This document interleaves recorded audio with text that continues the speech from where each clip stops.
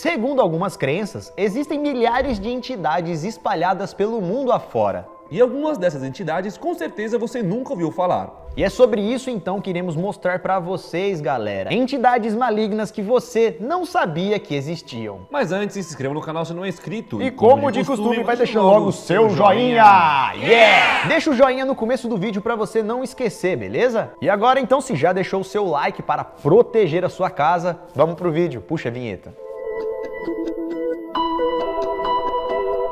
Fala galera, beleza? Bom, eu sou o Lucas Caça-Fantasma Marques. Opa galera, eu sou o Espírito Momolo. E quando falamos em entidades malignas, seres lendários, logo a gente imagina coisas como bruxa, vampiro, lobisomem, elfos, demônios, etc, né? Mas ao redor do mundo existem tantas entidades que você nem faz ideia. Isso porque cada região tem suas próprias histórias, lendas, culturas, crenças. E é por isso então que em cada lugar do mundo existem as mais variadas entidades ou histórias. Vamos então começar esse vídeo com a Jiangxi. Eu só faço assim, ó. Não tá entendendo nada? A gente tá se protegendo pra começar o vídeo. Não sei se um punhado de arroz vai salvar a gente, mas mesmo assim, não custa nada tentar. Para apresentar para vocês a primeira entidade do vídeo, vamos para a China, local onde mora o Jiangxi. Para quem nunca ouviu falar, essa criatura é tipo um vampiro da mitologia chinesa. Porém, diferente dos vampiros que a gente conhece, o Jiangxi não suga sangue, e sim, ele suga a energia vital da pessoa. Peraí, deixa eu ver certinho. Aqui tá escrito que eles sugam nossas vidas e fazem isso à noite, porque de dia dormem em seus caixões, como qualquer outro tipo de vampiro. E aí que, segundo a lenda, essa entidade pode ser facilmente distraída com um punhado de arroz. Isso porque se ele ver o alimento, o Jiangxi para de seguir sua vítima e só continua a atacar novamente quando terminar de contar os grãos. Então é bom ter um saco cheio de arroz, né? Que aí ele vai ficar o dia inteiro contando. A história diz que essa entidade surge, ela é criada a partir de um cadáver que sofreu de uma morte violenta, ou também quando um cadáver não é enterrado dignamente. Como, por exemplo, foi enterrado longe da sua terra natal e sem as devidas homenagens para ficar debaixo da terra. Caso isso aconteça, então, um Jiangxi surge, pois segundo as histórias, como esse cadáver não conseguiu encontrar um sossego para ir para o outro lado, eles acabam ressuscitando. E fica vagando na Terra em forma dessa entidade, perseguindo e sugando a energia vital dos humanos. Eles seriam então, galera, uma fusão entre um vampiro que a gente conhece e também os zumbis que a gente conhece. Porque por se tratar de cadáveres, eles têm a pele esbranquiçada, mas também um pouco verdeada, por conta dos fungos. E não conseguem se mexer direito porque seus corpos são rígidos, então eles andam dando pulos. Que bizarro, né, mano? Eu não sei se eu ia dar risada ou se eu ia sair correndo se eu visse um zumbi pulando assim, sabe? Além disso, suas unhas e cabelos continuam crescendo normalmente, como se ele ainda estivesse vivo. Ou seja, além de tudo que falamos, essas criaturas têm unhas longas e cabelos longos. E também eles sempre usam roupas oficiais da dinastia Qing. Essas criaturas gostam de viver em lugares bem escuros, como grutas e cavernas. Porque assim como os vampiros que a gente conhece, esses vampiros chineses não podem chegar perto da luz do sol. E caso você seja mordido por um Jiangxi, você pode se tornar um deles. Bem perturbador, né, galera? Então, caso você for pra China aí, leve um saco de arroz com você, porque aí ele vai ficar o dia inteiro contando e você já, ó, sumiu. Vamos então agora para outra história. Os Blemis são entidades canibais sem cabeça que fazem parte da história da mitologia da Líbia antiga. Segundo as descrições, eles eram parecidos com seres humanos míticos. E o Igão? Sem cabeças, com o rosto no meio do peito, debaixo do ombro. Algo mais ou menos assim, ó. Trem feio demais. Mas de acordo com Heródoto, um antigo historiador grego que viveu entre 484 e 425 a.C., os Blemis, galera, realmente existiram. Imagina Não era assim? Não? Não, porque você tá com a cabeça. Mas aqui do meio. Você não consegue imitar ele. Mas não tem rosto? Respeita. Segundo Heródoto, os Blemis, os Blemings, Spanish, conhecidos como Zacapeloi, Acafaloi, Acapaloi. Não estudei essa língua. Mas esse nome em português significa o sem cabeça. Que teriam vivido na região da Líbia e do rio Nilo, na África, entre 300 e 600 a.C.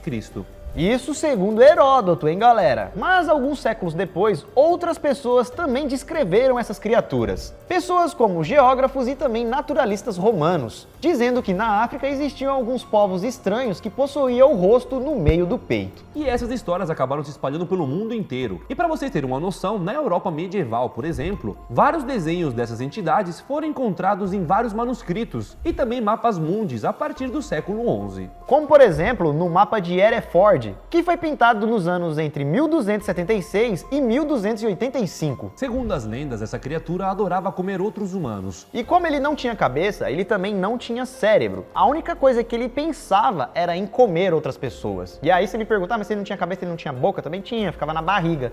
Ele comia por ali. Agora então vamos conhecer as tulpas. Já imaginou ter uma criatura que fizesse tudo o que você pedisse e também se transformasse em tudo o que você quisesse? Bom, no budismo tibetano elas existem e são chamadas de tulpas. Segundo essa crença, as tulpas são entidades criadas a partir do pensamento. E essas criaturas devem servir ao seu criador. Elas são basicamente um pensamento tão forte, mas tão forte, que acaba se tornando real e se materializando em forma física. O problema mesmo é que como essa entidade está ligada ao pensamento de uma pessoa, ela pode ser tanto do bem quanto do mal, o que depende da forma de como elas foram criadas. Quando elas nascem, essas entidades são inocentes, realizando tudo o que o seu criador pede. Realizando assim todas as ordens e assumindo todas as formas que a pessoa quer. Mas aos poucos, conforme vão crescendo e amadurecendo, elas desenvolvem sua independência, o que pode acabar sendo perigoso. Geralmente a tulpa acaba sumindo quando o seu criador falece, pois o seu propósito ali já não existe mais. Mas em alguns casos ela é criada com tanta vontade, com tanto pensamento, que acaba sobrevivendo sem ele. E se você parar para pensar, galera, as tulpas podem ser bem mais comuns do que imaginamos, e elas não estão tão longe assim da nossa realidade. Como por exemplo, com base nessa ideia, a clássica lenda do bicho-papão pode na verdade se tratar de uma tulpa. Isso porque, teoricamente, o bicho-papão é criado na cabeça inocente das crianças. E aí que esse pensamento na cabeça da criança vai ganhando tanta força, mas tanta força, que ela acaba criando de verdade o bicho-papão. Vai alimentando ele, né, e ele se torna real, segundo as histórias. Outro exemplo também pode ser um amigo imaginário, que nada mais são de que manifestações criadas pela própria imaginação, normalmente das crianças. E mesmo que para alguns isso possa ser apenas a força do nosso pensamento, né, a gente acredita, a gente quer e a gente acaba conquistando, lá algumas pessoas acreditam que esses feitos acontecem por conta dessas tulpas. Eu penso e ela realiza. Agora vamos para capas. Segundo o folclore japonês, o Kappa é uma criatura mística humanoide que vive nas profundezas dos lagos e dos rios para devorar os seres humanos. Essa criatura teria mais ou menos 1 metro de altura, com a pele coberta de escamas, um casco de tartaruga nas costas, membrana nos pés e nas mãos e um bico de uma ave. E aí em cima da sua cabeça ele tem um tipo de buraco, parecido com uma vasilha, que guarda um líquido misterioso. Que isso, mano? É uma garrafa o cara, mano? E segundo as crenças, é ali onde ele guarda toda a sua força e poderes sobrenaturais. Segundo a lenda, então, essa criatura é agressiva e sedenta por sangue. Ela então sai da água e vai até a terra firme em busca de suas presas. Dizem que o Kappa ataca as pessoas quando estão distraídas tomando banho e suga todo o seu sangue. Inclusive, desde o antigo Japão, essa entidade é relacionada à maioria dos afogamentos do país. E acredita-se que os Kappas são criados a partir do espírito vingativo de pessoas que perderam suas vidas afogadas. E de acordo então com a lenda, uma das formas de se proteger contra o Kappa é cumprimentá-lo e se curvar respeitosamente. Ah, sai fora?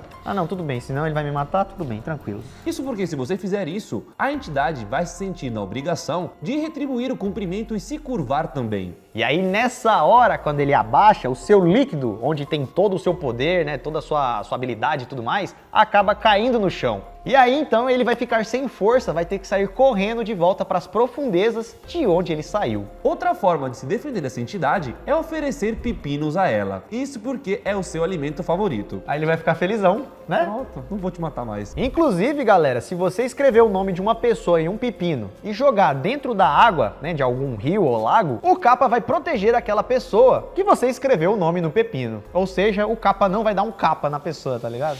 E essa ligação entre capas e pepinos se tornou tão popular na cultura japonesa que atualmente o sushi com recheio de pepino é chamado de kappamaki. E aí o Kappa fica feliz e não ataca ninguém, né? Você é louco. É isso, tá certo, mano. Tem que prestigiar essas entidades malignas. E aí, galera, conheciam essas entidades? Comente aqui embaixo qual você achou mais legal. Pode comentar também qual te deu mais medo. Se inscreva no canal se não é inscrito, deixe seu like se não deixou no começo do vídeo, envie esse vídeo também para outra pessoa para ajudar o canal a crescer. E nós vamos ficando por aqui, galera. Tem outros vídeos aqui na tela, assista aquele que você ainda não assistiu ou aguarde o próximo vídeo, beleza? Vamos ficando por aqui então, galera. Isso tudo, pessoal. Valeu!